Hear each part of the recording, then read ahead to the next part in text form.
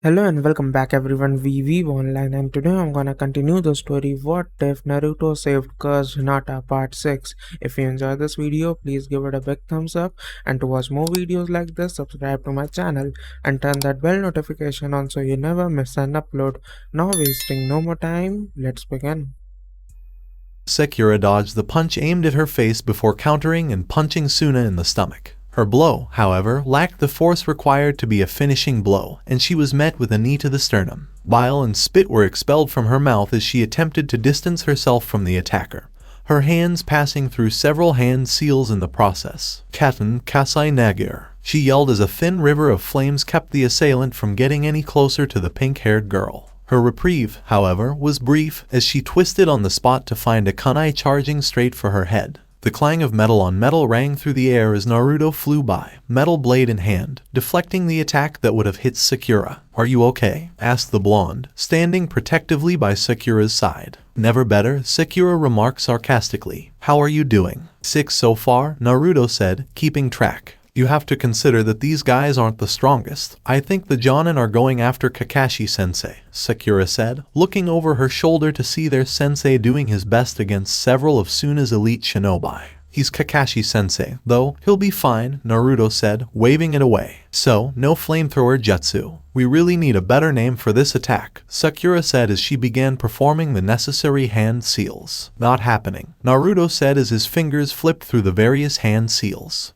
"Are you going to tell us who our real opponents are now, at least?" yelled Ino, still stunned by the proctor's revelation. And here she had thought she had struck gold by having Hinata as her opponent. Fighting the girl would have been a piece of cake. Despite the background noise, the instructor was able to hear her. Instead of using the voice-projecting jutsu, he simply yelled over the crowd. "I just said we'd do that right now. And while I'm about to reveal your true opponents, keep in mind that I'm not going to reveal the order in which the matches take place." "So you mean we don't know if we'll be first or last?" Kiba asked, his usual confidence gone and a frown on his face. "Exactly," Genma nodded, his hands in a firm seal. "In no particular order, the real fights are as follows: Nara Shikamaru vs Kin Tsuchai, Kiba and Yuzuka vs Tenten of the Leaf vs Shino Abure, Temari of the Sand vs Choji Akimichi, Dasu Kinuta vs Neji Hyuga vs Ino Yamanaka, Hinata Hyuga vs Rock Lee, and finally Gaara of the Sand vs Kankuro." With a frown on her face, Tenten raised her hand to cut off the proctor. "I believe there was an error. You listed Kiba, Shino, and myself as being in the same match." "Yeah, you did the same with Dasu, Neji, and myself," Ino said, her face puzzled. "Is there a problem?" asked the proctor, smiling slightly. "If you want to be Chunin, you have to understand that fights aren't always black and white, that there isn't always a good side and a bad side, and that fights aren't always comprised of just two parties. That is a problematic development," Neji murmured, sneaking a glance at his cousin, who was standing with her team. While his own matchup appeared straightforward, he was concerned for Hinata. Not only would she be fighting Lee of all people, but there was also the possibility that she would be involved in a three-way fight. Even if she managed to get past his juggernaut teammate, he was concerned about how she would fare in a three-way fight. "I suppose that is correct," Shino said as he looked at his fellow genin, his voice muffled by his collar. "What?" exclaimed Kiba, shocked. "It's not fair. No one else has to fight two people at the same time, except for your two opponents in the other three-way fight," Genma remarked as he surveyed the children in front of him, and he couldn't help but be amused by Tenten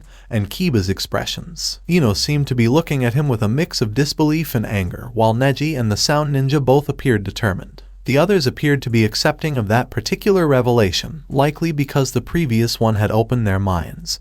But they were relieved that they weren't going to be a part of the first three-way battle. Shino, he imagined, would have had a shocked expression, but as an Aburame, he might not have known how to show emotions. Hinata, on the other hand, just looked at her two teammates with dread, not wanting to see the two people she had been paired with fight each other on the arena floor. She was always aware that something like this could happen, but it didn't make it any easier to swallow. She silently prayed that they didn't hurt each other too badly. Kakashi successfully broke the nose of the Jonin who had charged at him without hesitation. He had no idea why he'd suddenly found himself under attack, but he was relieved that the larger threats had chosen to target him rather than his genin. He was not going to say anything because he didn't want to give them any ideas. "Futon, Shifudo Soyakaze," yelled one of the opposing ninjas as they swung a massive war fan at the ground, causing sand to shoot up and hide them. Recognizing what was about to happen, Kakashi leaped backwards to create some distance as a flurry of kunai and shuriken penetrated the blanket of dust. He deflected the multitude of weapons with his own kunai before ducking to avoid a kick aimed at his blind side. Before the Suna ninja could figure out why their attack had failed, Kakashi's kunai slashed open their torso, leaving them in agony. While the wound was not life-threatening, it would cause significant irritation as some of the sand being blown through the air would gradually but steadily find its way into the cut and cause excruciating pain. As predicted, the injured fighter leaped backwards to patch up their wound, with another shinobi blocking Kakashi's final blow. However, such an attack was not on the copy ninja's mind because he was still trying to figure out why this fight was taking place. These thoughts were quickly pushed to the back of his mind as he quickly dodged the attack coming from underneath him, one of the enemies hiding beneath the cover of sand. A barely audible sigh escaped Kakashi's lips as he planned to counter the Suna shinobi's home ground advantage, his hand reaching up and moving his headband away from his hidden eye. Choji gulped as he bit into the final chip of his packet, his gaze fixed on the crowd in front of him. He'd never been the type to doubt himself, but standing in front of this many people he couldn't help but feel a nervous wave rush through his body. He had expected Shikamaru or someone else to be first, and it had never occurred to him while their proctor was speaking that he would end up fighting in the first match of the day. The discovery that the opponents assigned to them a month ago were, in fact, fictitious shocked him just as much as the next guy, probably even more so because he had assumed that he would receive a free pass into the next round. Worst of all, he hadn't bothered to devise a strategy to combat the sand girl while the proctor was talking. He'd thought he'd be able to wing it if he stuck to his original plan of first analyzing everyone's fighting style. Her brothers probably fought similarly to her, but that plan had been shot down. As Genma raised his arm, he cast a glance at her. She was staring back at him with a stone-cold stare, and Choji knew there would be no games from then on. He didn't want to admit it, but his best bet was to try to steamroll the girl before she could blink. Begin with Temari of the Sand versus Choji Akamichi. Sasuke frowned as his fingers flew through numerous hand seals as quickly and accurately as he could. He'd already had a grand fireball fail on him, which had not gone well as numerous puppets had used the distraction provided by the failed attack to surround him. Katen, Gakakyu, Sasuke expelled another ball of flame from his mouth, breathlessly. It flew for about a meter before colliding with two puppets, causing them to burst into flames. He spun around and quickly went through hand seals, but he didn't need eyes in the back of his head to tell that the two destroyed puppets had been replaced by entirely new ones. It had been like this for the majority of the fight, and each fireball he threw was rapidly losing strength and size. He hadn't seen either of his teammates' heads or tails since they were separated when a wave of puppets washed through the three of them. Clearly, the majority had turned against him. He took a brief pause, charging up his chakra as he assessed the opponents in front of him. That is, if one considers what appeared to be at least 100 puppets as opponents rather than their respective puppeteers. The Uchiha almost wished he wasn't fighting puppets. Actual humans were far more unpredictable. But a simple Jinjutsu would suffice. Jinjutsu was ineffective against puppets. Taijutsu didn't work very well when several of the puppets could produce poison spikes as a defense mechanism, as he had discovered the hard way. Thankfully, he had been able to bleed out what was most likely the majority of the poison when his finger was accidentally pricked after he had misplaced it. His thoughts raced as he realized what had happened. He was fighting puppets, not actual humans. They lacked free will and could only move if they were controlled by someone. That meant that if he could somehow disable the puppeteers for even a moment, he'd be able to either easily take out several of them or escape, though he couldn't sense anything nearby to replace himself. He couldn't sense anything or anyone outside the circle of puppets, come to think of it. Nobody, not even his teammates. He continued to charge his chakra while shaking his head slightly and convincing himself that the heat of the burning sun was getting to him. He quickly accumulated enough chakra to create a shadow clone, then pushed past that. He drew deeper into his reserves and grasped at every wisp of chakra within his body. If he didn't get out of here soon, chakra exhaustion would be the least of his problems. As the looming puppets approached, he became acutely aware that by releasing so much chakra at once,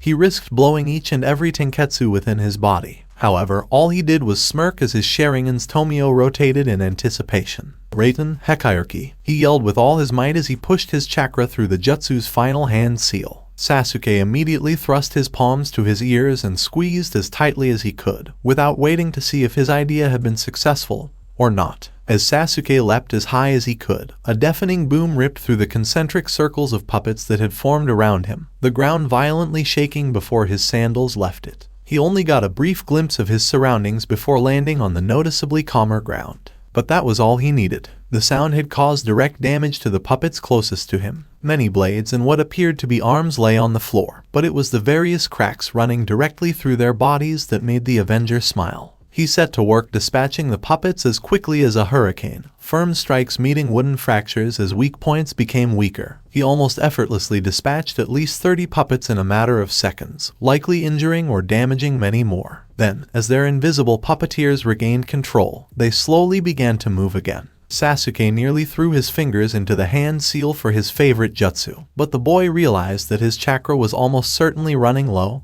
if not completely depleted. As he fished around in an outer pouch of his backpack, he jumped backwards to give himself some breathing room. He pulled out a soldier pill and swallowed it whole with a grumble or two before facing the puppets again. Fortunately, his attack had not only disabled the tools around him, but had also caused significant pain to the puppeteers, whose bodies had risen from their hiding places to put pressure on their eardrums. Sasuke rushed forward with a smirk on his face, hoping to take advantage of the situation and reduce the numbers. While he and Naruto had shown a lot of confidence before the fight, he knew it was more to keep the opponent on the back foot than to give them the upper hand. His blonde counterpart could probably keep going for hours on end, whereas he wasn't as much of a chakra battery as many would believe. Sasuke happily drove his elbow into their sternum, though the cracking he heard was not the sound of bone breaking but rather of wood, as the hinged puppet exploded outwards, sending small planks of timber and shrapnel in all directions, many of which pierced Sasuke's body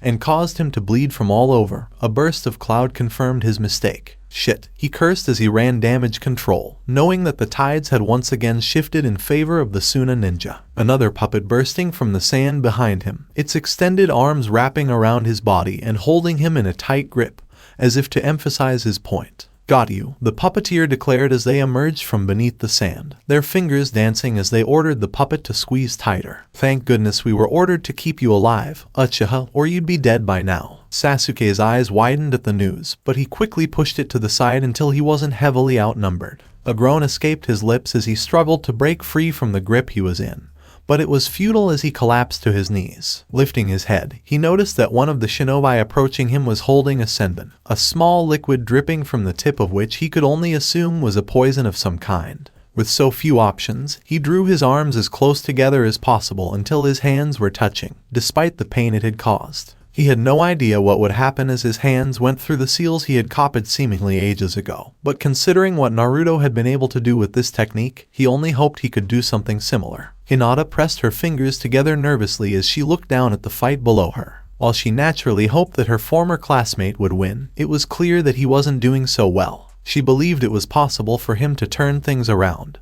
but she also knew that if he didn't act quickly, things wouldn't end in his favor. She winced slightly as she watched him face a particularly vicious gust of wind that blew him away like a leaf before deciding she'd seen enough. Hinata turned around and looked away from the fight, allowing her thoughts to wander to the morning's numerous revelations. She had prepared to fight everyone, knowing that while Ino was a great ninja in terms of her ability to think outside the box, she wasn't much of a fighter. Naruto had taught her not to underestimate anyone, but Hinata was confident that she was better prepared for the girl after all those lessons with her father and the disastrous outcome of her fight with Hanabi. Her father had discussed it with her, and they had concluded that she would be able to defeat any of the rookie Konoha genin. However, Neji's team and those from other villages were a different story. The Hyuga heiress had spent a lot of time honing her taijutsu in order to defeat people like Kiba or Choji, but the spandex-clad Rock Lee would be a much bigger challenge. Even now, she could tell he was ecstatic about the upcoming matches, and that no matter what, he would not be satisfied with anything less than 100%.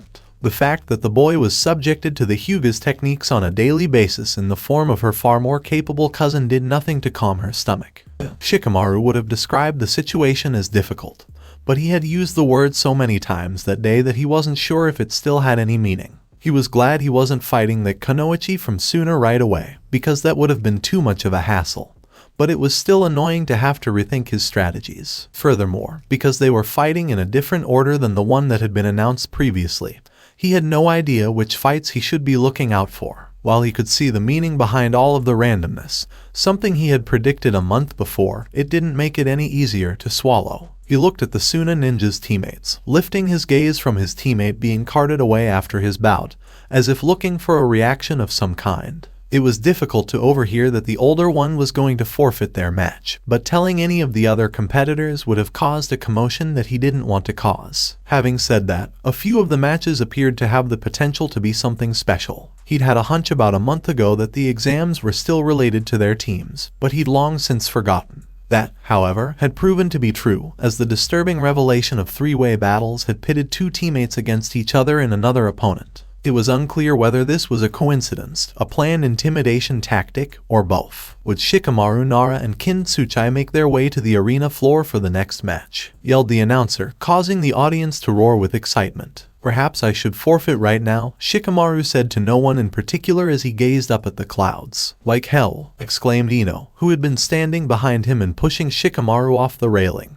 The Nara let out a couple of screams for help before collapsing on the ground flat on his back, leaving him dazed and confused. Regaining his senses, he looked up at the clouds above, knowing that the beating Ino would give him for giving up on purpose would be worse than the fight that was about to take place. Troublesome. Be careful with those, Naruto advised as he watched Sakura consume what had to be her third soldier pill. If you're low on chakra, I'm sure I can handle these guys while you sit this one out. Not a chance, she said, spitting on the ground. Sasuke-kun is already fighting off all of these guys on his own. I'm not going to sit here and watch you do the same. Suit yourself, muttered Naruto as he reached for his favorite seal. We're definitely giving flamethrower no jutsu a rest for a while, he said to Sakura before unleashing his jutsu. I think we overdid it with that one, Sakura replied, taking a second to avoid Asuna Genin's attack via a Kawarami. Though she tried to appear calm because she was in the midst of a crucial battle, she knew she was pushing her thoughts on the subject to the back of her mind.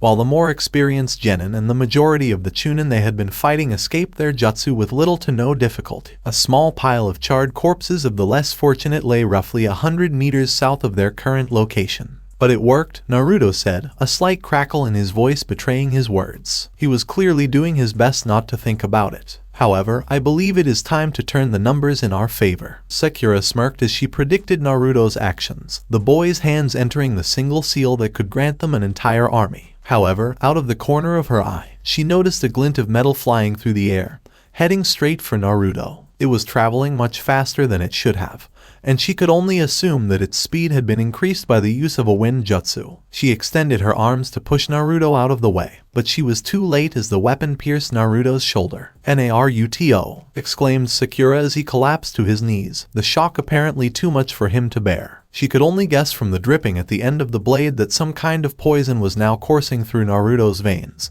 but she couldn't administer any anti-poison because she didn't have time to do any analysis. Hold on, I'll pull it out, she said, reaching for the handle. She was knocked to the side before she could get a grip, a strong gust of wind blowing her off her feet and into the air. Sakura couldn't help but scream in pain, her vulnerable position making her the target of multiple kunai and shuriken that quickly became embedded in her skin and flesh. She landed on the ground with a thud and attempted to get back to her feet, only for her balance to sway, causing her to fall back down. Damn it, she cursed as she surveyed the situation from her vantage point. Kakashi was holding his own against the area's elite ninja, but she couldn't expect help from him anytime soon. Sasuke was nowhere to be found, and Naruto was possibly dead. The situation was unfavorable no matter how she looked at it. You're mine, yelled a ninja in front of her, their katana raised above their head. Sensing the impending danger, Sakura yanked one of the kunai from her arm, ignoring the pain, before holding it defensively to give herself some cover. It had little effect because it was swatted away with a single swing as if it didn't exist. The brief respite, however, gave her enough time to get back to her feet and try to put some distance between herself and the sharp metal. Unfortunately, her footing on the uneven terrain wasn't enough against someone who had spent their entire life training to fight on sand. Whatever gains she had made were quickly erased as the Suna shinobi closed in on her, swinging their katana at her head. Sakura could only offer a feeble response, closing her eyes and believing that this was the end. Sakura landed on her back after a few moments, with no other pain entering her system. She opened her eyes to find herself looking up at her teammate's all too familiar orange jumpsuit, and she couldn't believe he had been able to save her. But the manner in which Naruto did so was disturbing, because he hadn't blocked the attack with his own weapon, but rather had his forearm held at a right angle, the katana buried deep within his flesh and grating away at the bone. Sakura also noticed Naruto's jacket was stained with blood because he hadn't removed the blade from his shoulder. "And Naruto," she exclaimed, convinced that he had died on his feet. That thought was quickly dashed when she felt herself being pushed back by the immense power emanating from the boy. Sakura's mouth widened as red malevolent chakra danced off Naruto's body. For weeks, she and Sasuke had pondered their teammate's enigma, wondering why the Uzumaki was despised by nearly everyone in the village. Shikamaru's statement had been correct all along, she realized as an animalistic growl escaped Naruto's lips. Naruto was the Kyuubi's Jinchuriki. The blonde looked over his shoulder at his fallen teammate, not fazed by the weapons in his arm and shoulder. Sakura noticed that his pupils had changed shape and his canine teeth had elongated to resemble an Inuzuka clan member. He reached across and pulled the blade from his shoulder before smacking the stunned ninja across the head with the weapon's handle, releasing his arm from the katana. Sakura couldn't believe her eyes as the puncture wound began to distort and heal, flesh seemingly expanding from nowhere to make it appear as if the attack had never occurred.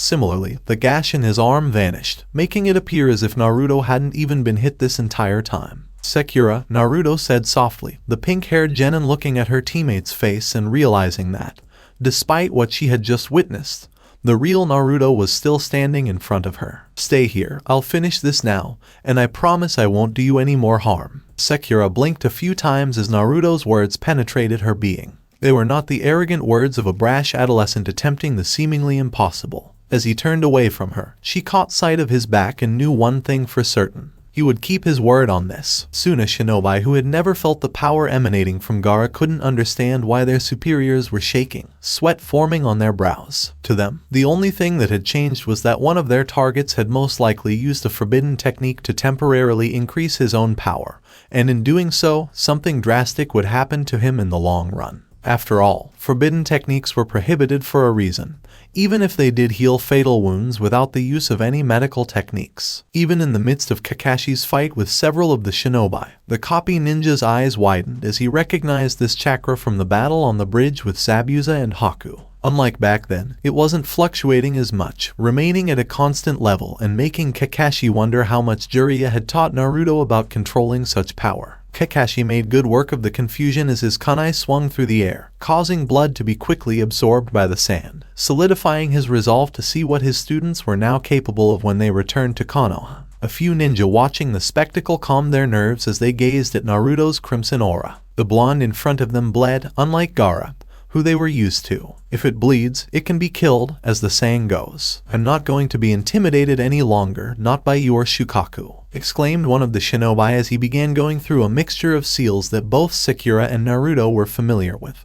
Just before they slammed their palm into the ground, causing a massive cloud of smoke to appear from nowhere. A monster of enormous proportions emerged from the smoke, its claws snapping loudly as its poisonous tail hung menacingly in the air. "Scorpion, huh?" mused Naruto, unfazed by the ominous figure in front of him, who was currently arguing with the summoner. Many of the other shinobi had moved away from the scorpion, fully aware of the poison excreted from its tail, and how dangerous it was. "Do toads eat scorpions, Sakura?" Sakura blinked out of her trance before smiling, not bothering to respond as Naruto's hands flicked through identical seals to his opponent's before slamming his hand into the ground. The Suna shinobi could only watch in terror as a cloud of smoke much larger than the one that had engulfed the scorpion revealed Gameken, the clumsy toad standing there in all his glory. "You have summoned me somewhere unfamiliar," the giant toad said, trying to make sense of his surroundings before his gaze settled on the scorpion opposite him. "Gameken," Naruto said from atop the toad's head, "I'm going down to deal with the remaining ninja. Do you think you and Sakura can handle the thing and its summoner?" "I will do my best, Naruto, but please keep in mind that I am quite clumsy," the toad replied, doubting his own abilities. "And that's what I like about you," Naruto said with a smile that revealed his elongated fangs. "Wait, you want me to take on someone who can summon that?" Sakura asked, realizing what Naruto was asking. "Sakura," Naruto said, turning to face his pink-haired teammate, the red chakra flame still dancing off his body. "I know you can do it, even if you don't believe it, and as much as it pains me to say it, there will be times when Sasuke, Kakashi, and I won't be there to help you. So prove to me now that you are a capable kunoichi and that the rest of your team doesn't have to be watching over you every step of the way." Naruto, Sakura said slowly, taking in not only what Naruto had said but also how he had said it. Hearing something like this from the usually upbeat blonde was disheartening. His cheerful demeanor had been replaced with something so solemn that she couldn't help but wonder if it was a result of his Jiraiya training or a side effect of accessing the Kyuubi's chakra. She didn't doubt Naruto's strength, nor did she deny seeing gaping wounds heal in seconds, but she couldn't help but wonder what side effects this would have and if Naruto's attitude was an example. Was it the influx of the Kyuubi's chakra, the gravity of the situation finally bearing down on him, or the revelation of the secret he had kept hidden for so long? The blonde teen vanished from view before she could finish her sentence, leaping off Gamaken and falling to the sand beneath him. "Are you ready, young miss?" Gamaken asked as he prepared his weapon and shield, the scorpion's claws clicking against each other. "As ready as I'll ever be," Sakura said, steeling herself, determined to prove Naruto's words true. Hinata's eyes widened as she saw the sound ninja in the arena deliver a powerful blow to Shikamaru's stomach. The fight hadn't been going on for long, but it felt like it had been going on for hours. Throughout the fight, the opponents had only used the most basic forms of attacks, a kawarimi here, a clone there, and it had quickly become a very stale match to all onlookers. Hinata noticed that the quiet audience reflected that quite well. After roaring loudly during Chouji and the Sand Girls match, they were far quieter now. When she saw Shikamaru dash out of the Kunoichi's range, she breathed a sigh of relief and watched what could only be described as a cat and mouse game ensue. She cast a nervous glance at Lee as she turned away from the battle. The Hyuga wasn't sure when she'd be fighting her brother's teammate, and a wave of anxiety swept through her body. She didn't think she'd win the fight. Maybe she'd have a better chance if she used the Cursed Seal, which apparently increased her combat prowess significantly. But Hinata was hesitant to even consider using something so dark in front of so many people. The crowd appeared to house nearly all of Konoha's ninja population, as well as a large portion of the civilian population. Worse, her family was included in it. What would her father think if she lost to Lee after all the training she had put in? Will she become weak and ineffective in his eyes? Then there was Hanabi, and there was no telling how she would react if she lost to Lee, especially given how Hinata had ruthlessly pounded her younger sister only weeks before. Hinata shook her head slightly as she remembered her conversation with her sensei only half an hour before. "Relax, Hinata, everything will be fine." A steady hand rested on her shoulder, and the girl looked up to see her sensei's smiling face. I have to win, though," the girl said, shaking her head as if dismissing what had gone unsaid between the two. "No, you don't," Kurenai stated emphatically. "Lee has far more experience as a ninja than you do, so there's nothing wrong with losing to him. Besides, you've improved significantly recently, so who says you won't be able to beat him?" "But he and Neji Naisan trained together," Hinata replied, both student and teacher looking over at the pair of rivals on the other side of the box. "He knows all of my techniques, and Neji Naisan is even better at them." "Neji is very strong," Kurenai admitted, "but that doesn't mean he's better at all of your techniques, which you apply very differently than he does." "Still, I don't stand a chance," Hinata grumbled. "I'm too frail." "You know that's not true," the Jinjutsu master said as she gently patted her student on the shoulder. "You're very strong. The fact that you've made it this far demonstrates that." "But, Kurenai sensei, everyone else did, too," the girl said softly, motioning to everyone else in the room. "You're one of the first rookie genin in years to be nominated for the Chunin exams," Kurenai said proudly. "Then, out of the 3 rookie teams that took this exam, you're one of only 2 that made it to the 3rd stage, which I think is quite an accomplishment." Hinata's face was bright with a smile. Maybe she wasn't such a bad ninja after all. "I appreciate it, Kurenai-sensei." "Don't worry, Hinata," the woman said, nodding. "Just keep in mind that you're far from weak. I only made it past the 2nd stage on my 3rd attempt." "Really?" the younger girl inquired. "Yeah," Kurenai agreed. "My team was quite unusual. I'll have to tell you about it after we finish these exams." Hinata smiled as she remembered her sensei's kind words. She seemed to know exactly what to say. She returned to the arena, a little less worried about her looming fight with Lee, just in time to see Shikamaru bind Kin with his cage main jutsu, his plan having come full circle. Watching Kin forfeit now, knowing the situation she was in, gave Hinata hope that she, too, could pull off an upset victory. "Could you please direct Hyuga Hinata and Rock Lee to the arena floor for the next match?" Hinata's stomach churned almost instantly, and she trembled slightly. She knew she would have to fight Lee and that there would be no way out. She had been looking forward to the fight for about an hour, but now that it had arrived, she couldn't help but let her doubts get the best of her. She gave an encouraging smile to Lee, who had apparently had the same idea, before jumping off the balcony and somersaulting onto the arena floor. For a split second, her heart fluttered, and 100 different thoughts raced through her mind. How could he be so sure of himself, so careless? Hinata couldn't help but see Naruto within the bushy-browed boy as he boldly declared that he would display the fruits of his labor for all to hear. A strong, comforting hand rested on her shoulder for the second time that day. "Go on, Hinata, you can beat him in no time," exclaimed Kiba, gently patting her on the back. "Show us what you're capable of." "All right," she nodded appreciatively, but it was clear that the girl was still very self-conscious. "Imagine Naruto is watching," Shino said, knowing that the bubbly dead last was the only thing that could motivate the girl. "Do your best, and I'm sure he'll be grateful when he returns from his mission." "You're right," she said breathlessly, her confidence gradually growing, while the queasiness in her stomach didn't seem to be going away anytime soon. Her head felt clearer, and she wasn't trembling nearly as much. Her fists were clenched. "I've got to give it my all for all of you." "Atta girl," Kiba said with a smile. "Go get him, everyone is waiting." As she looked down at the arena one last time before her fight, the female member of Team 8 simply nodded in understanding.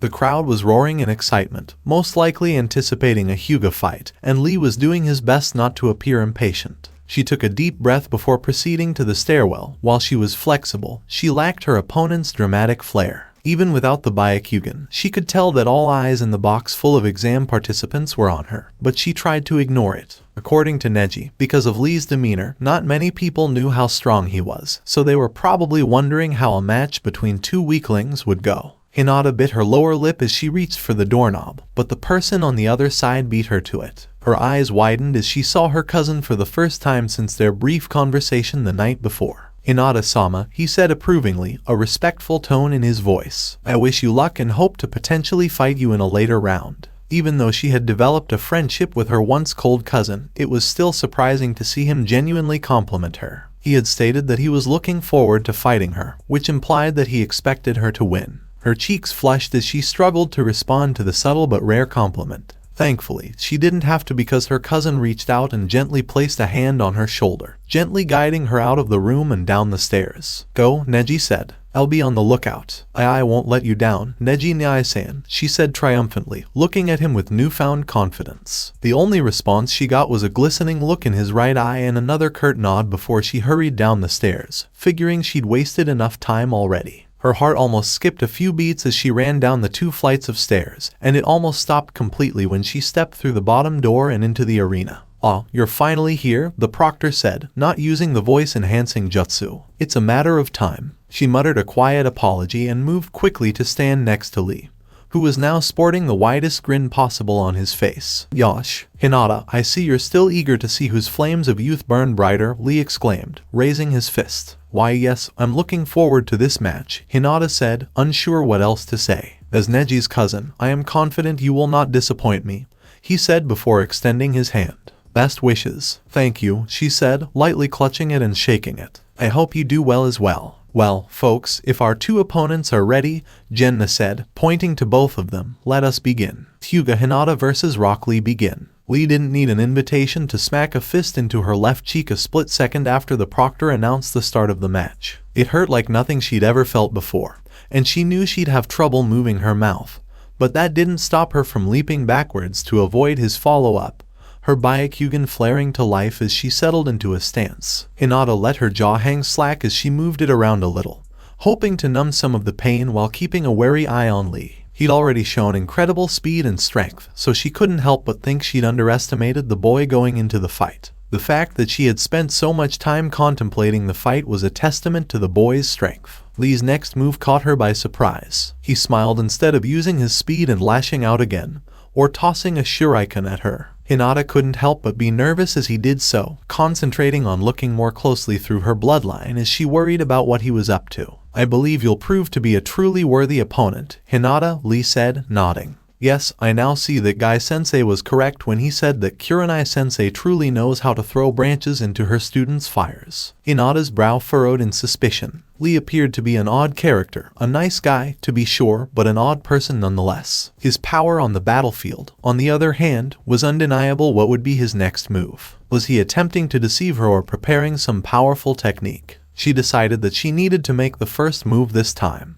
"I think you're very strong, Lee," she said, biting her lower lip to conceal her true intentions as she smiled at him. She had connected with the tenketsu in his right forearm and had another juken strike aimed at his left shoulder blade in an instant. The boy with a bowl cut managing to pivot on one foot to avoid it before spinning around and smashing a foot into her shin. She grimaced as she crumpled to the floor, managing to keep her balance enough to stay on 2 feet. The Hyuga managed to break free by thrusting her kneecap into Lee's stomach, the force of the move forcing him to let her go. Both parties took a step back to catch their breath and exchange a few words. A most unexpected move. Lee praised Hinata's use of a non-juken move. Neji rarely employs other moves.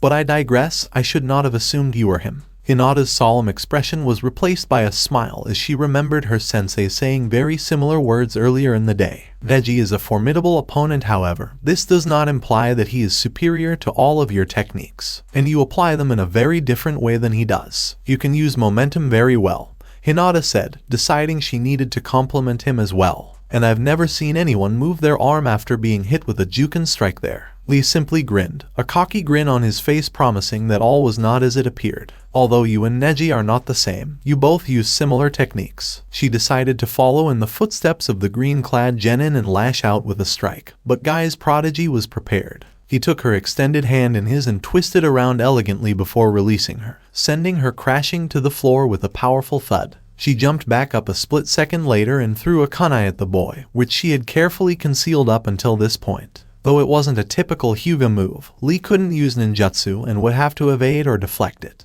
However, she would be on his tail almost immediately, and given that the gentle fist could shut down the body in almost half a minute, she was willing to bet she could do so much damage to the boy. As the kunai approached, he raised his left hand, the one without a damaged tenketsu, but Hinata couldn't see what the boy intended to deflect the weapon with, despite her Byakugan. Paying no attention because the opportunity was far too valuable to pass up, she quickly closed the distance between herself and Lee, preparing to strike out with her right hand. But what the boy did next caught her off guard. He plucked the kunai out of the air as if it hadn't been flying towards him with enough force to dent steel. Her eyes widened even more when she realized what the boy was about to do next, and she quickly threw her arms in front of her face to defend herself. However, it was in vain because the kunai she had fired at Lee came flying at her and pierced through her shoulder. Lee's expression darkened, but the boy made no further attack as Hinata winced in pain, forcing herself to yank the embedded kunai out of her body. A glance to her left shoulder confirmed her suspicions. It had gotten through her jacket and made contact with her skin. I apologize, Lee said, as if they weren't in the middle of a fight. However, if you do not give up, I will have to inflict more harm on you. I can't give up, she said, looking absent-mindedly towards her father in the third row of the audience. I need to give it my all. Then so be it, Lee agreed with a nod. It's not surprising that your flame of youth was not easily extinguished. Shall we continue? Hinata cast one last glance at the wound, which was now dripping a small amount of blood down the sleeve of her white jacket. Surprisingly, the pain had already become easy to ignore. Hinata leaped backwards almost immediately as Lee's foot crashed into the ground where she had been standing a split second before, signaling that she was ready for whatever Lee had in store for her. She had sprung forward as soon as her foot touched the ground, hoping to catch the spandex-wearing genin off guard. And as her pointed fingers jabbed forward, she discovered that even with her Byakugan activated, she couldn't follow his movements as he vanished from sight. Lee had gotten behind Hinata's guard and knocked her head backwards with enough force to rattle her skull, causing pain to erupt. Lee continued his assault, driving his elbow into Hinata's stomach, causing bile and blood to escape from her lips. Nothing moved for several seconds before Hinata's form slumped off Lee's extended limb and she fell to the ground. Lee pumped his fist in excitement as he turned around and looked into the stands, hoping that Guy would be pleased with his youthful performance. Several painful jabs pierced Lee's back, causing the boy to gasp in pain before jumping a safe distance away, and turning around to see Hinata standing, albeit on shaky legs. She struggled to keep her Byakugan activated, letting out heavy breaths. That had been her last chance, and while she had dealt several blows, she lacked the strength to use one of her more powerful techniques. Lee couldn't help but feel pride swelling up at Hinata's youthful display, but he knew her flames were fading and that he would be the one to extinguish them. Hinata burst forward with explosive speed, watching Lee's fist burst through the air towards her face,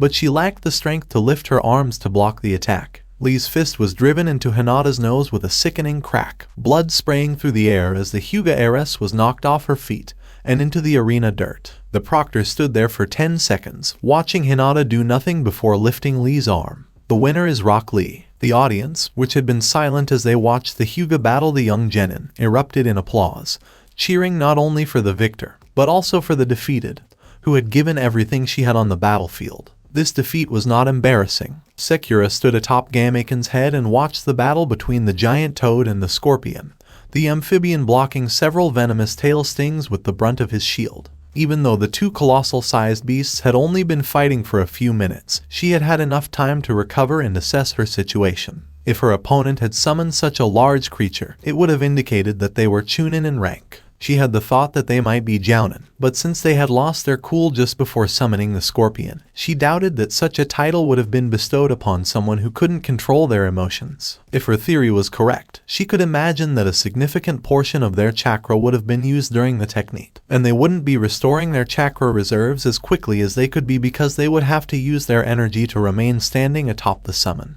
Much like she was at the moment. Even though she was vaguely aware of everything, it didn't make the upcoming fight any easier. There were only two things keeping her from fleeing the battle. One was that she couldn't wait to tell Ino that she had jumped off the head of a giant toad to engage in close combat with an enemy before emerging victorious. The second thing was that Naruto believed in her. She couldn't blame the change in attitude on the abilities she had just witnessed from her blonde teammate. His words, on the other hand, had so much meaning behind them that it was as if he were a completely different person. She had temporarily frozen defending Tezuna during the battle in Wave while her teammates fought Haku. If the Ice Wielder had been able to defeat her fellow genin, there would have been nothing she could have done with her current limited abilities. Even now, she wasn't sure if she would have been a match for Zabuza's apprentice, but she was certain of one thing: she wouldn't have gone down without a fight. Sakura jumped from the toad's head and dove headfirst towards the beast beneath her as Gamekin knocked a claw to the side. Sakura's hands flicked through multiple hand seals as she prepared to unleash the one jutsu she hadn't learned from a scroll but rather from her teammate. Noticing that her opponent hadn't even reacted to her speeding towards him. "Katen, Jayagaku no Jutsu," she exclaimed before exhaling a massive fireball from her lips,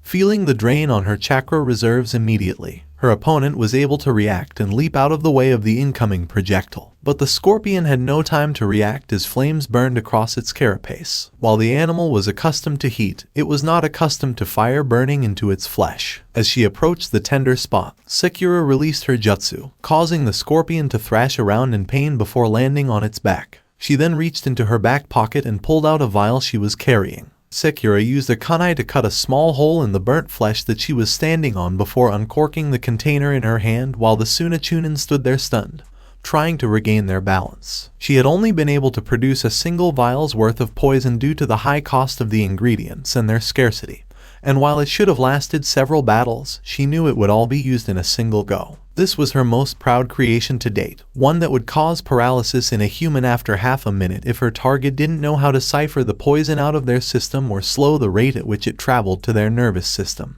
She knew that more than a single drop would be required for the scorpion, so she poured the entire contents into the hole she had made. "Get away from there," the Suna shinobi yelled as they hurled several kunai at Sakura, who did her best to avoid many of them but wasn't quick enough to avoid all of them as one of the blades lodged itself in her shoulder. Sakura yanked the kunai from her shoulder and held it defensively as she felt the summon beneath her begin to slow its movements, almost swearing she heard it mutter the word poison through chitinous teeth. To be honest, she hadn't planned much beyond this, and now that she was in direct conflict with the enemy, everything would have to be improvised from here. She could only hope that her preparation paid off. It did, at least initially, as she ducked beneath a swipe that would have seen her bleed out from the neck. Leaping backwards to put some distance between herself and the shinobi in front of Sakura, she deflected the next attack with her right hand's kunai before swinging out with her left hand's blade, cutting the fabric of their shirt but failing to draw blood. They didn't seem to mind as they pressed the attack, and Sakura couldn't tell whether they were simply confused or if they really wanted to kill her. Sakura was weighing her options when she didn't notice that she was getting close to the scorpion's edge while stepping backwards until it was too late, and she began to fall backwards. She managed to grab a piece of the scorpion's carapace, only to find herself staring directly into the scorpion's eye, the beady pupil staring back at her. "It's over now," yelled the Suna shinobi above Sakura, who looked up to see the enemy holding a kunai above their heads, ready to drive it into her skull. As the weapon was thrust at her, Sakura's mind raced through all the possibilities. It would never come true, however, as Gamekin Sasumata mercilessly swatted the Suna shinobi to the side, knocking the foe sideways with all the force a giant toad could muster. "We will meet again," muttered the scorpion before disappearing in a massive puff of smoke, causing Sakura to fall to the ground below her. However, before she hit the sand, she had a sloppy appendage catch her, and she couldn't help but be disgusted that Gamekin had stopped her fall with his tongue of all things. While she wanted to express her displeasure, she couldn't deny that he had just saved her life, so she would keep her rage at bay for the time being, though she would wash herself thoroughly later. "Are you okay?" Gamekin inquired as he placed Sakura on his head. "I'm fine," Sakura said as she tried to shake the saliva off her body. "I'm sorry for my clumsiness," Gamekin apologized. Sakura smiled broadly in response to the giant toad's unnecessary apology. "You did fantastic," she said, her gaze fixed on the task at hand. "Now let's put an end to this fight." Hayashi sat by his daughter's unconscious form, the rest of the competition as far away from his mind as possible. While many in the audience would not have witnessed a spectacle in which the competitors threw jutsu after jutsu at each other, in his opinion, he had witnessed the best match of the day. First and foremost, he had to thank Rock Lee, the genin who had managed to get his daughter into this situation. To go toe-to-toe in a taijutsu match against a Hyuga would normally be considered suicidal, but the kid was impressive, very impressive. He guessed that part of the credit would have to go to the fact that Lee was on the same team as Neji, and as a result, would have been able to understand the Hyuga fighting style and devise a counter-attack if the need arose. Even though he had pushed Hinata's speed, strength, and endurance to their limits, it was always going to be an uphill battle against an opponent like the one she had faced. That didn't mean he didn't admire her. Hinata had always gotten back up quickly after being knocked down, determination burning in her eyes. Someone must have said something to her before the fight that allowed her to throw everything into the fight from the start. He was skeptical that any of the family members who had witnessed the fight would have anything negative to say about the outcome. Hayashi was well aware that in the Chunin exams, it didn't really matter whether one won or lost as long as they demonstrated enough skill for the judges to determine whether or not they were worthy of promotion. While Hinata had fought bravely and with everything she had, he doubted that it was enough to earn her a promotion. After some much-needed rest, he would personally resume her training so that by the time the next round of exams rolled around, his daughter would proudly wear the title of Chunin of Konoha. He wore this as the father of Hyuga Hinata, not as the head of the clan. For lack of a better phrase, the Suna shinobi were on the verge of shitting their pants. When Shukaku went on a rampage, everyone knew what they were up against: a lot of sand. Sand was something that could be overcome with the proper equipment and preparation. The red demon in front of them was no Shukaku by any means, but he was capable of instilling more fear than the one-tailed beast ever could. That was evidenced by the path of strewn limbs. As Naruto approached him with lightning speed, a recently graduated Chunin held out a kunai defensively, and a brief pause occurred as he felt the weapon in his hand impale Naruto. Whatever relief had been on his face vanished as Naruto's arm sped forward and extended directly through the teenager's chest, his still beating heart clutched within Naruto's palm. As Naruto tossed the body to the side, his eyes scanned the horizon for his next victim. But before he could act, a shinobi appeared in front of him, a Sharingan eye staring directly at the Jinchuriki. "Naruto, calm down. The battle is over," Kakashi said as he placed a reassuring hand on Naruto's shoulder, ignoring the pain caused by the venomous chakra. "We discovered the Kasuke's body. Someone had killed him beforehand and set up this whole thing. We were duped. None of this had to happen." Naruto's feral appearance began to resemble that of a human once more, with elongated fangs retracting to resemble normal teeth. Behind Kakashi, the shinobi who had been fighting the Sharingan wielder explained to the remaining fighters that while fighting the Konohagakure Jonin, they had discovered the body of their leader, and an immediate ceasefire was called. The fight was over. As the last traces of the Kyuubi's chakra exited Naruto's system, he noticed Sakura approaching him, a massive plume of smoke indicating that Gamekin had returned home for the time being. Sakura's face was filled with stunned disbelief as she gazed at the bodies lying in the sand, some twitching and others motionless. The pink-haired genin looked at her teammate, trying to figure out how the usually cheerful boy in front of her had been able to kill these people by ripping them to shreds with his bare hands, rather than a simple slash across the neck. Sakura could tell Naruto was struggling to accept what he had done by the look on his face as he held the heart in his hand. He collapsed to his knees and expelled the contents of his stomach as the organ fell from his fingers. Sakura closed the gap between them and patted him on the back, not knowing what else to do. Kakashi stood guard over his genin, knowing that what Naruto was feeling was natural. He kept his guard up, though, because he wouldn't put it past any of the ninja nearby to exact revenge on them for what they had done. They'd have to sit down and talk about what happened and who they should be angry at. He did, however, know where they were going. They would be making their way to Konoha. Kakashi recalled how he and his team had supposedly encountered the Kazekage on their way to Suna. They would have arrived in the village by now, and the only thing he could do was send a hawk and hope that his message was received in time. But there was something else niggling at his senses as he covered his Sharingan to avoid chakra exhaustion. One thing stood out the most to him as he looked over the endless plains past where shinobi were helping themselves back to their feet and treating serious wounds. Sasuke couldn't be found. I give up. Very well, the proctor said, almost reaching out to grab the boy's opponent's hand before hesitating. Because Kankuro of the Sand has forfeited, Gaara of the Sand will advance to the next round. Gaara nodded, his gaze fixed on the crowd as he kept his thoughts to himself. He wasn't sure how the fight would have turned out with his chakra as messed up as it was. Kankuro wasn't exactly a pushover. Alright, you two can go back to the box, Genma said, pointing to the viewing box that housed all of the other participants before using his voice-enhancing jutsu. Could Aburame Shino, Inuzuka Kiba, and Tenten of the Leaf please make their way to the arena? Gaara gave his brother a small look before turning to the stairwell, and quickly pushing open the door that separated it from the arena. He took slow, deliberate steps towards the box from which the genin were watching, his brother in the corner of his eye. He'd been wary of the people around him ever since he'd finally started getting some sleep, and his siblings were no exception. Temari, he'd discovered, wasn't nearly as irritating as he'd previously thought. He'd discovered that, while she was overprotective, she also seemed to care deeply about him in the few days they'd spent together prior to the exams. While Gaara was still a long way from being able to reciprocate such a feeling, knowing that he meant something to someone was reassuring. He had no idea what to make of Kankuro. He hadn't talked much to his brother since that old man had freed him from his captivity, but he had learned a few things about the puppeteer. First and foremost, he was terrified of him. The fear in his eyes when Gaara found himself staring at his older brother was proof enough. Second, he didn't seem to care about him as much as Temari did. There were angry looks directed at Gaara when Kankuro thought he wasn't looking, but Kankuro didn't seem to resent him outright. Gaara couldn't tell if this was because Kankuro feared him or because he didn't hate him. He moved towards the box's edge, not bothering to acknowledge his fellow competitors. Even with his chakra in its current state, he was confident he could defeat most, if not all, of the opponents in his path to victory. However, he was aware that his father desired the destruction of Konoha rather than victory. This was something he was well aware he couldn't do on his own. Gaara turned his gaze to the battlefield, where he observed the three-way battle taking place, to distract himself from what lay ahead. According to what he could tell, the two males were on the same team,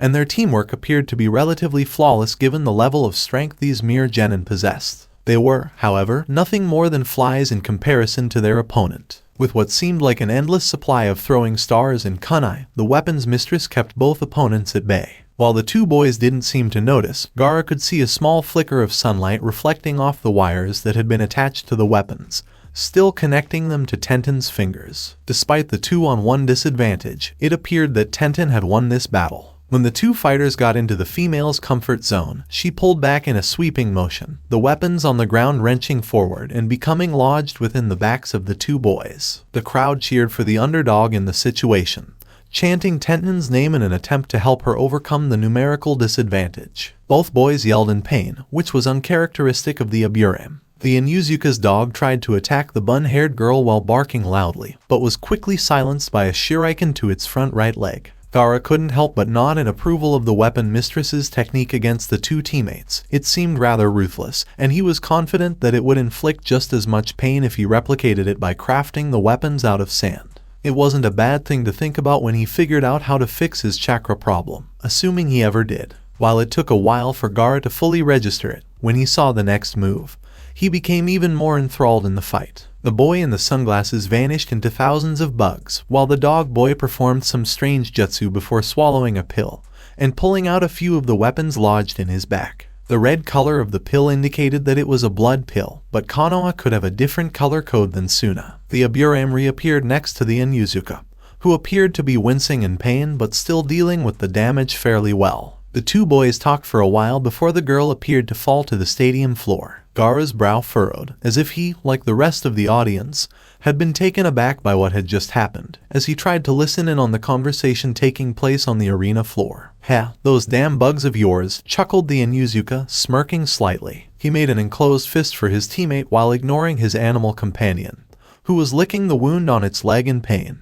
Though the Aburame's face was barely visible, and what was visible twitched, Gaara could tell the boy was curious. For some reason, he found himself just as curious. Normally, a fight between two weaklings would have seemed insignificant, but for some reason, he found it interesting. The fight wasn't particularly noteworthy except for the fact that it was a three-way fight, or, at least, it used to be, given that one opponent was lying face down on the stadium floor. The Inuzuka slowly opened his fist, revealing nearly 24 different bugs in his palm, as if to answer everyone's unasked questions. Your little chakra-draining trick worked on Tenten, but did you really expect me to fall for it? Asked the boy as he rotated his palm, allowing several bug carcasses to fall to the floor. The boy's response was a shuriken to his face, but the Inuzuka was prepared for it and deflected it harmlessly with a kunai. I must admit, Shino admitted, I am quite surprised that you are able to fight so well without the assistance of Akamaru. Hiba cast a pitying glance at his best friend, almost as if to assure the dog that he would finish the match soon. I adore the child, but because we both come from clans that fight with animals, you and I have become extremely predictable. Hiranai-sensei assisted me in honing a few of my other ninja skills. I believe it paid off. As he spoke, the boy flashed through the jutsu hand seals and landed on 4 legs in an instant. Gaara wouldn't have been surprised if the Inuzuka sprouted a wagging tail at that moment, but he watched with interest as the boy smashed a fist into the head of his sunglass-wearing teammate. What happened next, on the other hand, was completely unexpected by Gaara. He'd even go so far as to say it was the most unexpected moment of the entire day. The girl on the floor jumped up and extended both arms to her 2 opponents' throats, a kunai drawn in each arm. I win, she smirked triumphantly. You may have drained a significant portion of my chakra, but I didn't need it to do so. The winner is Tenten of the Leaf. As they waited for the others to recover, Naruto could feel himself growing impatient. He'd always had a lot of stamina, and it was working in his favor right now. Unfortunately, because of the forced halt, he now had time to think, which he had been attempting to avoid for as long as possible. He concentrated all of his energy on that while they were on the move, but he now had to accept responsibility for his actions. When he decided to become a ninja, he knew exactly what he was getting himself into. He knew it wasn't all glitz and glam, no matter how much he wanted to believe it. He was well aware that he would have to kill. What he hadn't expected was the rage that flowed through him as he used the Kyuubi's powers. He hadn't anticipated feeling so good. Of course, once the battle was over and the adrenaline rush had worn off, he was in pain all over, but physical pain was something he could deal with. What he couldn't deal with was the fact that he had succumbed to his burden and brutally murdered those shinobi.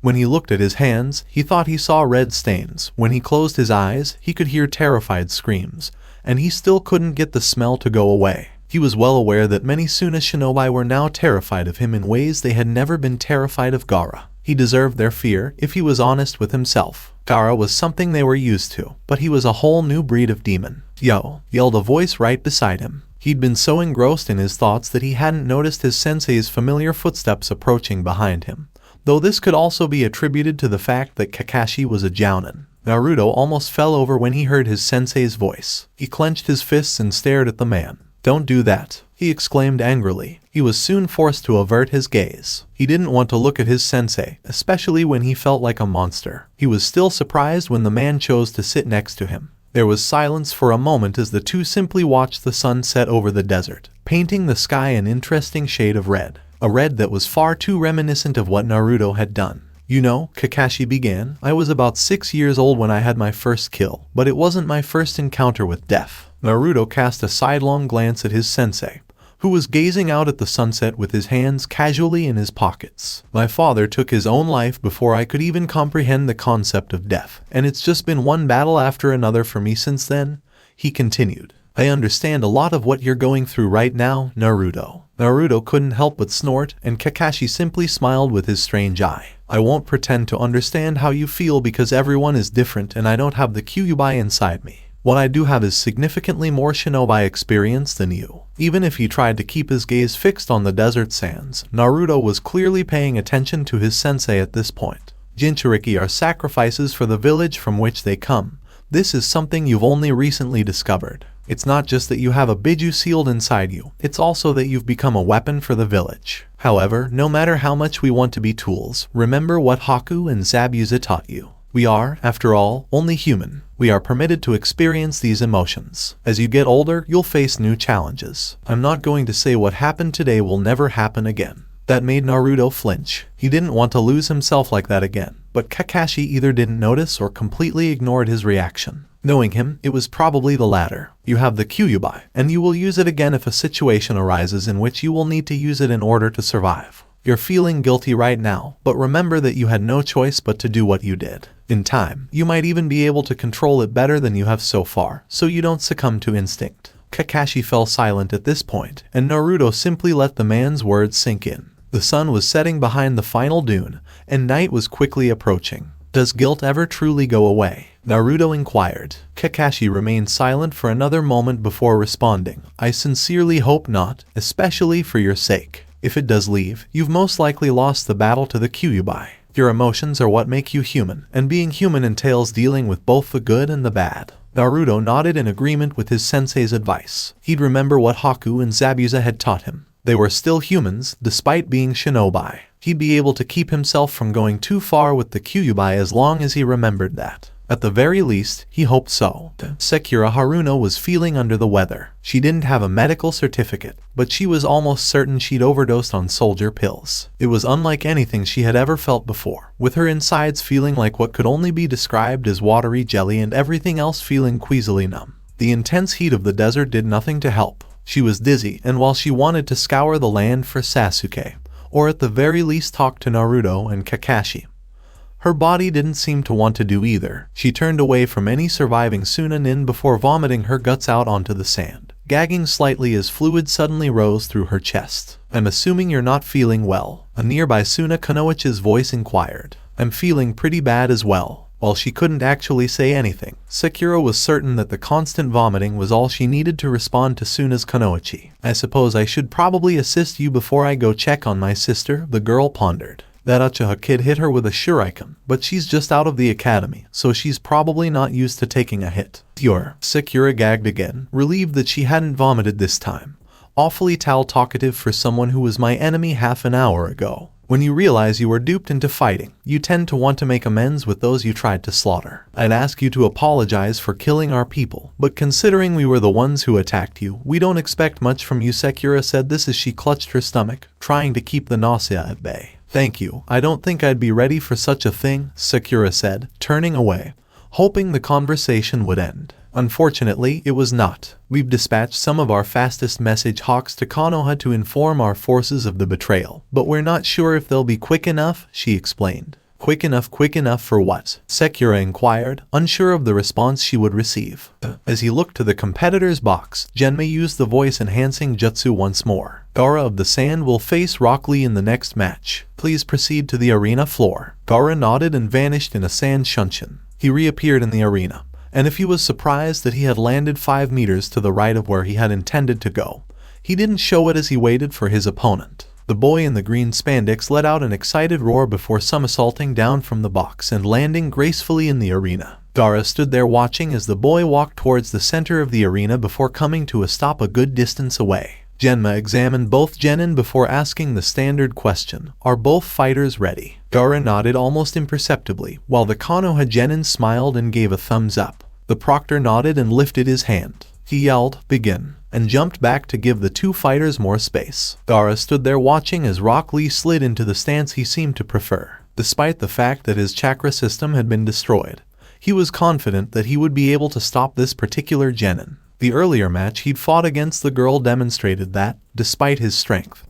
he had only scratched the surface of Gaara's league. Before Lee made his move, the two stood apart for another second. Fast, the speed with which the boy moved was the first thing that surprised Gaara. He appeared on his right in an instant and was already in the midst of delivering a punch. Fortunately, Gaara's sand, shaky as it was still a bit faster. The Konoha genin's fist slammed into his sand shield with a resounding smash. This didn't seem to deter the boy, as he simply grinned and flipped out of the way of Gaara's follow-up sand wave attack. Lee landed, but then launched another attack. This went on for a few minutes, but it was clear that Lee was unable to break through Gaara's shield. Gaara's reaction time was just slightly faster than the genin's, and he wasn't hampered by the effort of jumping around the arena looking for an opening.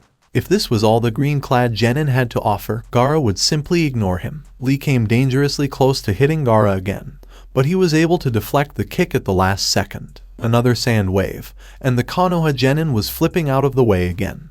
But this time he didn't stop. Instead, he kept flipping backwards until there was enough space between him and Gaara. Gaara was perplexed as to why the boy, who had only used Taijutsu so far, would back down at this point. Then he heard a loud voice from the audience. Lee. Gaara looked up, puzzled, to the spectators' area where he saw the boy's sensei, giving a thumbs up and a blinding smile. Remove them. This declaration perplexed Gaara, but focusing on the boy in the arena revealed that he appeared shocked by his sensei's declaration. Gaara, on the other hand, felt a sense of foreboding as the shock gradually transformed into joy. He had to put a stop to whatever was about to happen. Unfortunately, the boy was out of his range because of his erratic chakra control, so he had to move quickly. Gaara was moving from his starting position for the first time in the match. He watched in horror as the green genin removed his orange leg warmers, revealing massive weights with the word guts written on them. The boy untied them and laughed happily as he stood up again, the weights in his hands. "I feel so much lighter now that these are gone," Lee declared as he let the weights fall to the ground, where Gaara was horrified to see they caused too many explosions of rubble and dust. What was the weight of those things? Go Lee. Show him the strength of youth. The boy saluted and responded in kind to his sensei. YOSH. Then Gaara lost sight of the spandex-clad genin.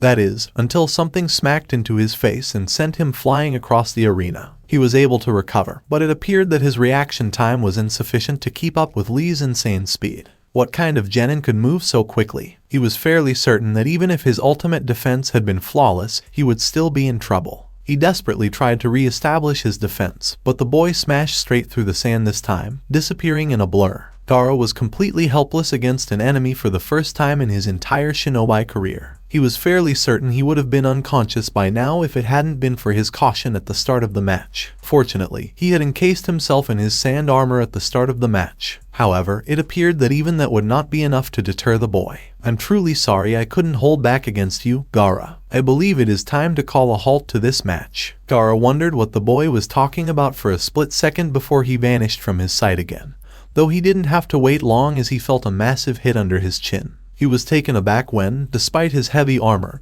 he actually became airborne with that attack. Fortunately, the blow did not crack his armor because the boy did not appear to apply enough force. "I'm not finished yet." With another kick, he was launched higher and higher until they were quite high off the ground. Gaara was then wrapped in the bandages that had been applied to the boy's arms. "Consider this, the primary lotus," Lee yelled before twirling headfirst toward the ground. Gaara didn't waste any time slamming into the ground with excessive force, causing an explosion of dust and debris. He could only stay dazed for a split second. Even though he was wearing his sand armor at the time, he couldn't do anything but take the hit. He was fairly certain he was slightly concussed at the time, and he was also in pain in almost every part of his body. He was still conscious, which was amazing. There was no movement from either competitor for a brief moment, but the moment passed as Gaara struggled to his feet. "It appears that attack is a double-edged sword," he said, turning to face the fallen form of the other genin. Lee simply chuckled as he struggled to sit up. "I'll tell you what, Gaara, the lotus of Konoha always blooms twice," said the boy. Suddenly, he was back on his feet, charging towards Gaara, who was completely unprepared for the flying kick that was thrown his way. "Dynamic entrance," Lee exclaimed as he smacked his foot into the nose of the Ikabai Jinchuriki. Gaara felt the hit jolt his already concussed brain, and his armor had taken too much damage from the previous attack to protect him properly. He felt his nose crunch beneath the force of the kick, and he was sent flying once more. When he came to a halt, his body refused to listen to him and he was unable to get up. Genma was the last thing he heard before falling unconscious. "The Leafs Rock Lee has won. May I inquire as to where you are going?" the Hokage asked as he watched Suna's leader rise from his seat. "If I'm not mistaken, your daughter is about to take the field against the Hyuga clan's prodigy. The match, I believe, will be quite the spectacle." "I don't care," the Kazekage said as he walked towards the exit. "I need to contact my son right away. I assure you that our best medics are currently looking after him," Sarutobi said. But his words fell on deaf ears as the Kazekage left the box without turning around and gesticulating to Konoha's leader. While somewhat understandable, Sarutobi motioned for one of his guards to come within hearing distance. "Fine, Jiraiya, I need to talk to him right away." At once, they replied before disappearing, allowing the Hokage to focus his attention on the fight beneath him. He could only hope that the fighting stayed on the arena floor and that the uneasy feeling in the back of his mind was unfounded. Orochimaru scowled slightly as he dashed down from the private box housing the important guests of the exams. Gaara would be in the medical bay, and the stadium's structure had hardly changed since he was a Chunin. The fact that the Sandaime was already on him was quite concerning. While he frequently claimed that his sensei had almost gone insane, the fact that he had seen Sarutobi summon his ANBU just as he stepped out of the box demonstrated that the old man was still as sharp as ever. Orochimaru had to stop himself from almost shuddering with excitement. He couldn't wait to see the look on his sensei's face when two of his idols turned their blades against him while the village he adored erupted in flames. Naturally, he'd be the one to land the knockout blow. He wasn't particularly fond of theatrics, but it was undeniably the best way for him to exact his vengeance on the Hokage for all the wrongdoing he had committed. As he approached the medical bay, Orochimaru's thoughts shifted to the short term. The genin who specialized in taijutsu was stronger than the rest of his peers. Orochimaru had fought him after all. But Gaara should not have lost to the boy. The match had been a pitiful display of the Ikabai's bloodlust, and if something had gone wrong, it was critical that it was fixed before the invasion began. He didn't know what his chances were without the Ikabai unleashed in the middle of the city. Kasuke-sama, a nearby nurse, said respectfully, jolting him back to reality. "I've come to see my son," Orochimaru explained, doing his best to maintain the Kasuke charade. "Did he awaken?" "Yes, he awoke about 5 minutes ago," the nurse said with a smile. "You have a strong boy." The only response from Orochimaru was a slight nod. "In that case, may I speak with him in private?" "Of course," the nurse said, motioning outside the door. "If you don't mind, Kasuke-sama, I'll keep an eye on things outside." "Thank you for understanding," the missing nin said, unsure how the real Kasuke would have reacted to such an offer. "Oh," exclaimed the nurse as she walked out the door, turning around to face him. "I should let you know, that blow to the head he took didn't look too good. He seems a little woozy, and we're not sure if he has a concussion or not." He nodded again, and she walked away, the Sannin member checking to make sure the woman wasn't listening and before turning towards the Jinchuriki in question. "That was a disappointing result. I expected more from you," Orochimaru grumbled. Even if one looked past the charade, Gaara should have been capable of far more. Gaara sat up slightly from the bed, his only response a tiny nod that Orochimaru would have missed if he hadn't been a seasoned ninja. "Was there a problem?" inquired the Kasuke. "How come you lost to such a mumbling idiot? One who can't even use a single ninjutsu or genjutsu." Gaara, for his part, thought about those words for a few moments. Was it a good idea to tell him about the old man? Or would it have been better to keep quiet? If his father knew how to fix Gaara's problems, that would probably be a good thing once he got past Ikabai's voice. On the other hand, if his father didn't know how to fix such a thing, he'd know Gaara was weak and vulnerable knowing the man. He wouldn't hesitate to take advantage of that. If he didn't tell his father, Gaara would be caught in the middle of the invasion with a messed up chakra network. That meant death, but maybe if he could hide somewhere until the whole thing blew over. Gaara rejected that option. Later on, he would be held accountable to his father, and regardless of whether or not the invasion was successful, the end result would not be pretty. It essentially came down to trusting his father or facing certain death, one of the most difficult decisions he had ever had to make. "There's something off with my chakra," Gaara admitted, bowed his head in shame. "It's not forming properly. Perhaps one of the boy's earlier blows disrupted your chakra network," Orochimaru grumbled. Gaara had always been brittle behind his so-called ultimate defense, but even that was pushing it. "Do I need to call a medic, nin?" "I don't think so," Gaara said, noting that his voice sounded different from what it would have sounded like a month ago. "This has been going on for a long time and I can't hear my mother's voice." Orochimaru's pupils dilated. That was unprecedented. Had the Ikabai been silenced in some way? He assumed not voluntarily, because the beast was rumored to be far too bloodthirsty for such an endeavor. Given that the boy was still alive, the beast had clearly not been extracted, and his chakra also appeared to be off. Gaara remembered his match with Lee and how his sand shield was a little off, just barely blocking Lee's blows in the nick of time. He had initially attributed this to Guy's protege's speed, but he now realized it was the result of something else. "You can still form chakra to some extent, can't you?" Orochimaru asked, a slight smirk appearing on his lips as the boy nodded. There were a few things that could do the described effects to a Jinchuriki, so it seemed the strange twist he had been dealt was not to be. He had intended to perform one of them in order to deal with the Leaf's very own Jinchuriki. "Could you please raise your shirt?" Orochimaru noted with interest that he had never seen Gaara display that much emotion, but he complied anyway. The 5-element seal was clearly visible around Gaara's seal, which had 5 marks in a pentagonal shape. "This is going to hurt," Orochimaru warned as he pressed his glowing blue fingertips into the boy's stomach before he could react. "Kyan, Gogi," the boy spluttered, attempting to double over in pain but failing due to his position on a bed. When he realized his father had attacked him, the boy's face turned feral. "Relax," Orochimaru said, attempting to calm the boy. "Try to shape your chakra right now." Gaara's feral expression remained until he summoned a small ball of sand in the palm of his hand. It was replaced by a puzzled one. "Have you happened to run into any gray-haired, perverted old men?" Neji charged forward, his Juken strike attempting to strike his target.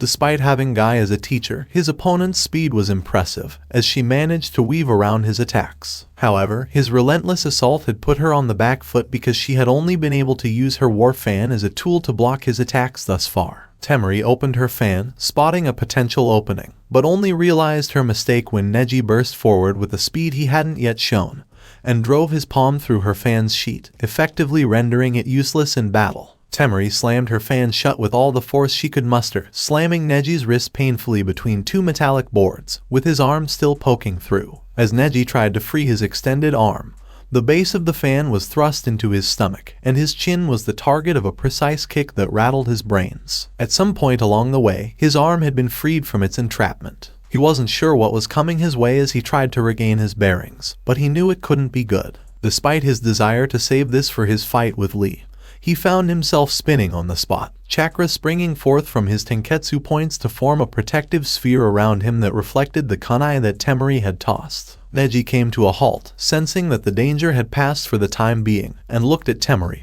who was attempting to figure out her next move from here. Neji charged forward in the hopes of getting a preemptive strike in, not wanting to give her the time to do so. He expected his attack to be blocked in some way, but when his strike met with little resistance, the simple clone burst out of existence, and Neji couldn't help but wonder why he hadn't been able to tell the difference between the clone and the real thing as a result of his Byakugan. The answer was simple, as the smoke cleared to reveal Temari standing only a foot away from where the clone had been, hiding behind it and convincing Neji that the clone he could see through had tenkatsu points. Temari raised her closed war fan high above her head before crashing it down on Neji's head, emphasizing his blunder. Temari turned away from her unconscious opponent's collapsing body, looking towards the cage box to see if her father was pleased with her efforts. The fact that he wasn't even there infuriated her, and she stormed out despite the crowd's applause. "All right, I talked to all of the Suna shinobi, and none of them claimed to have killed Sasuke," Kakashi said as Naruto and Sakura approached. According to reports, they saw Sasuke use a jutsu before vanishing in a puff of smoke. They couldn't see the hand seals he produced, so we can't tell what jutsu he managed to use, but at least we know he's not in enemy hands. "How come the team gets all the special keep alive treatment?" mused Naruto, attempting to put his previous bloodlust to the back of his mind.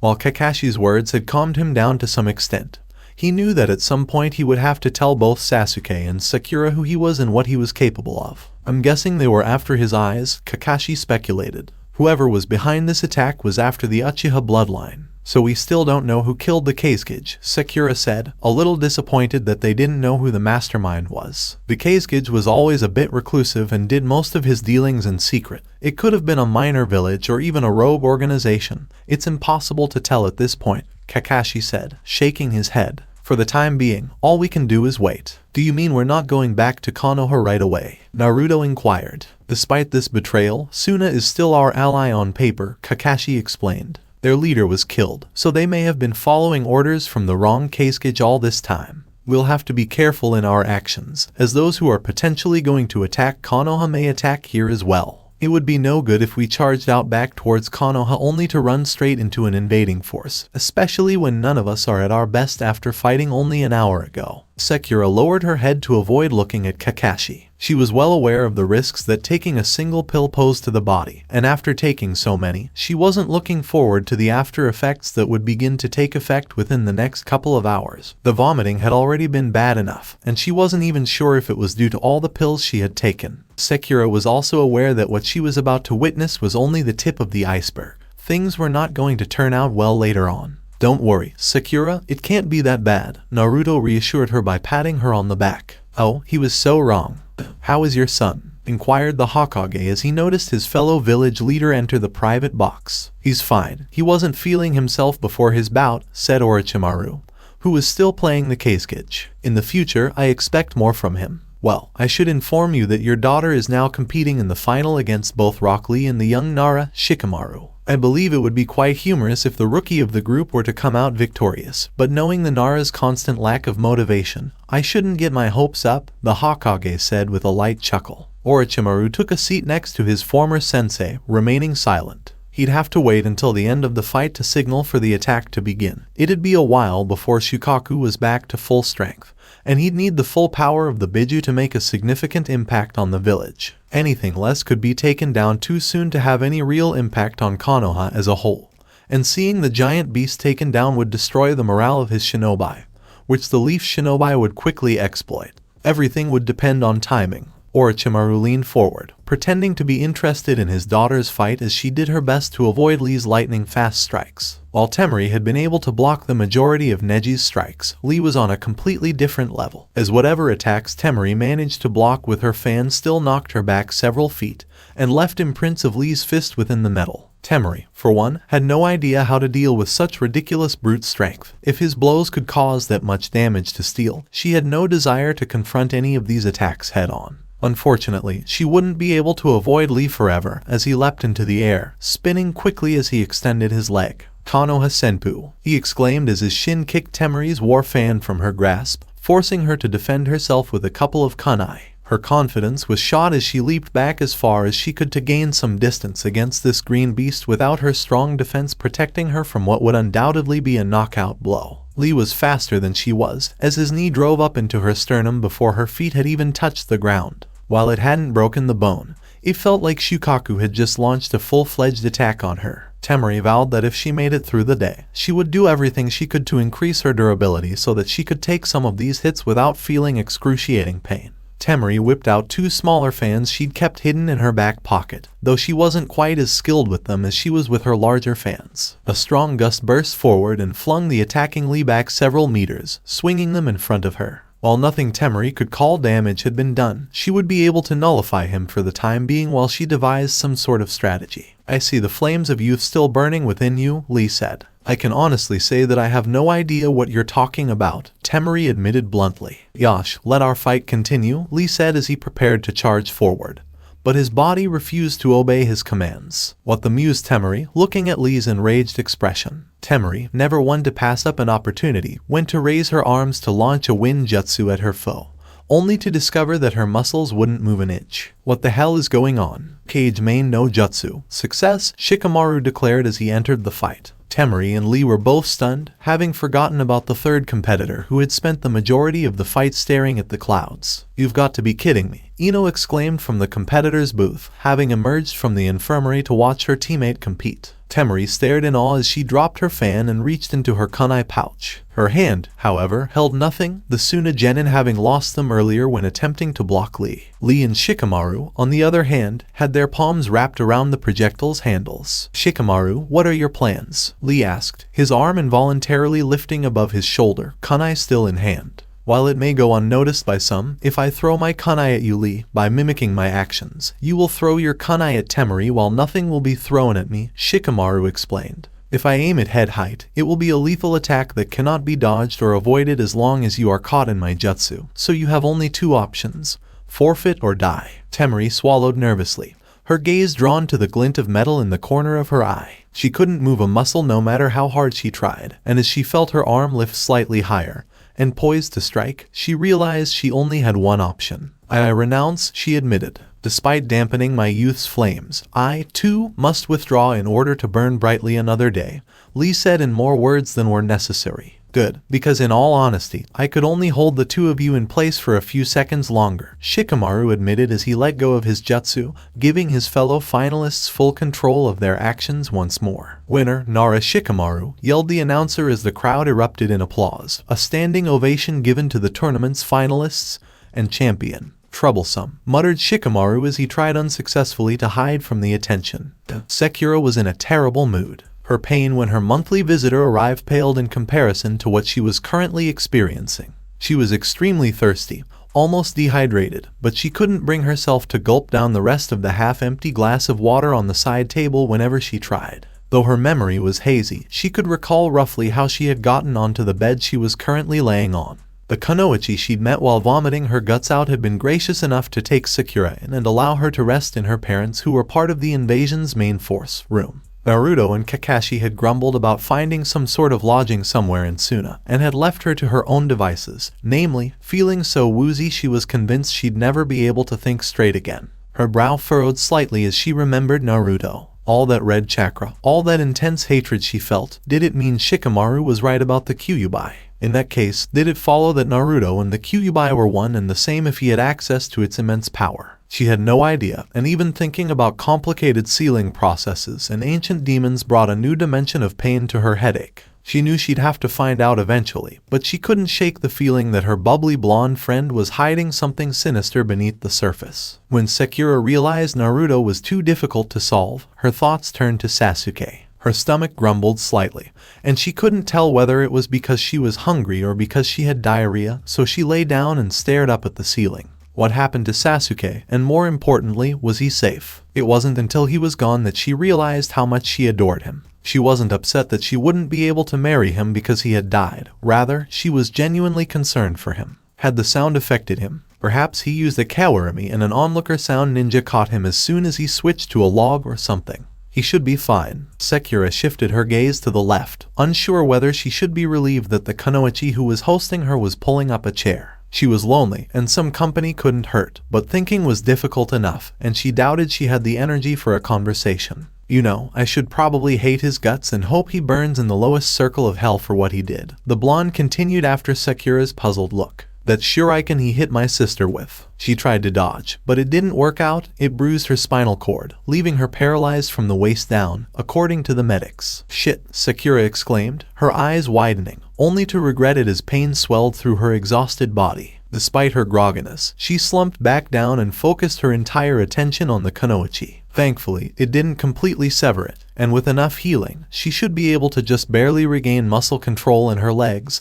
Nerve damage, however, is permanent, the blonde kunoichi explained. She's looking at either the end of her ninja career or a very difficult and challenging one if she continues on with weak legs. I'm sorry to hear that, Sakura winced. Thank you. I just hope Mum and Dad are doing well in your village, the girl said, frowning slightly and shaking her head. Anyhow, my name is Yoki. The first thing Hinata noticed when she awoke was the pale cream ceiling of the medical bay. She sat up, frowning, taking in her surroundings, a little nervous because her father was standing by her side. Ah, you've awoken, Hayashi said neutrally. The doctors expected you to wake up almost an hour ago. She smiled sheepishly, pausing for a moment to consider why she was sitting in the medical bay. How was Neji Nai fight? Sans, that's unimportant, Hayashi replied. The medic nin said you were hit with several powerful blows, so how are you feeling? I think that's good, she said softly before continuing. Could you please tell me how Neji Nai-san is doing? Will I still be able to cheer him on and see him fight? Hayashi's left brow raised a half-inch,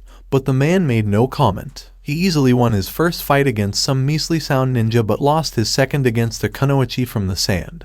Though it was a close match and he fought well. Does that mean the exams are over then? Hinata asked, frowning, as the end seemed abrupt. No, I don't think so. The last I saw, Anara was fighting a kunoichi from Konoha, Hayashi replied. I think it's about time we talked about your fight with Neji's teammate. Hinata gulped dryly, tugging at the blanket in an attempt to slither ever so slightly beneath it. I'll be honest with you, Hayashi continued. You could have done much better if you had properly drawn from the weeks we spent training beforehand. You didn't use the jutsu that you had worked so hard to learn. And despite making contact with your opponent, you failed to hit the crucial point that could have swung the match in your favor. She nodded slowly, feeling almost as small as a mouse in the face of her father's harsh criticism. I should also mention that, as you are undoubtedly aware, your opponent is incredibly strong and has yet to be defeated, Hayashi said. While it is slightly disappointing that you lost to a handicapped opponent, there is no denying that he is a taijutsu prodigy on par with, or perhaps even above, Neji himself. It is also possible that, because he likely knows Hyuga techniques from sparring with Neji,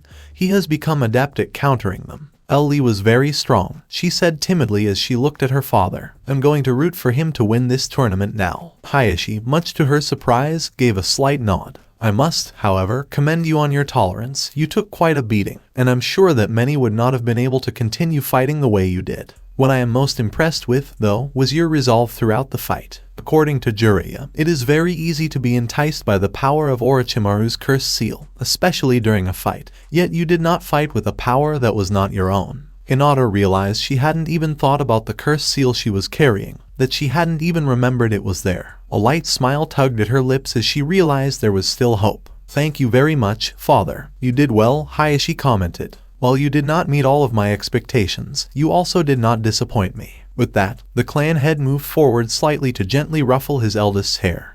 "This stinks," Naruto exclaimed as he assisted Kakashi in pitching a tent on the side of a relatively quiet street. Almost every apartment owner was either out of town, closing down, or doing something else, so they couldn't find anywhere to stay. Naruto had suggested that they take refuge in one of the empty houses because their occupants were fighting in the invasion. But Kakashi had rejected that idea. "We don't want to create any more problems for ourselves." Naruto had also mentioned that they could ask the kunoichi who was caring for Sakura for a place to stay, even if they had to use their sleeping bags. A roof beat the cramped inside of a tent. But Kakashi had said that the girl was already doing enough by caring for Sakura. And the girl's sister had apparently been seriously injured during the brief battle, so it would be impolite to impose themselves any further. While the blonde felt a twinge of guilt after hearing that, he still believed that his sensei preferred to pitch a tent rather than sleep somewhere more comfortable. If there was one positive outcome, it was that the tent was simple to anchor in the sand. Naruto tossed his backpack inside the tent before eagerly crawling inside and lying down. The sensation of liberation that washed down his backside was incredible. Kakashi, on the other hand, took a few moments to slap a few seals on the outside of the tent before entering with his own backpack. "All right, we can finally talk without being overheard," sighed Kakashi, sitting cross-legged. "What do you mean?" a perplexed Naruto asked. "I assumed we were now friends with Suna. As said on paper," Kakashi explained before continuing. "I'm still unsure whether we can trust these people, which is why we only looked at 3 or 4 hotels." Before frowning, Naruto nodded, realizing it was probably one of those beneath things Kakashi kept talking about.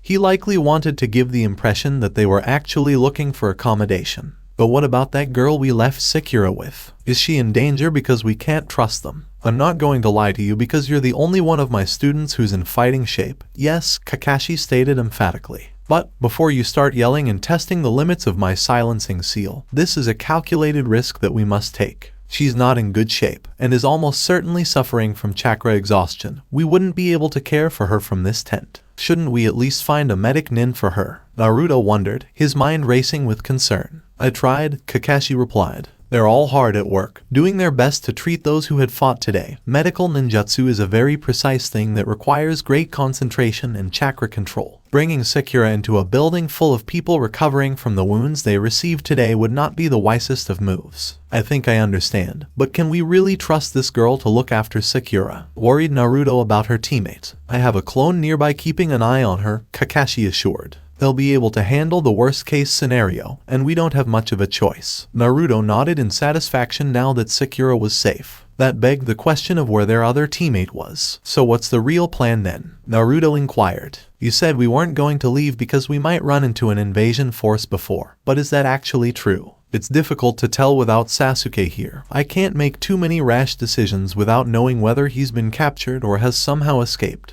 Kakashi said, his head slightly bowed. "I'd summon my dogs to try to sniff him out, but I don't have anything of his on me that they could use to track him. We don't have the numbers to send a squad out to search for him, and neither do we have the resources. If we leave now, we risk missing him if he comes back here, but we can't assume he'll head back to Konoha." Naruto shifted into a cross-legged sitting position, attempting to process all of this information. When he went to say something, he paused just as his mouth opened, because the last thing he wanted to do was ask the most basic question or say something so obvious when it was just him and Kakashi-sensei. As a result, the 2 Konoha shinobi sat in silence, the sun still high in the sky with about an hour of daylight remaining. They had no idea that their every move was being watched as soon as shinobi hid out of sight with their gaze fixed on the tent.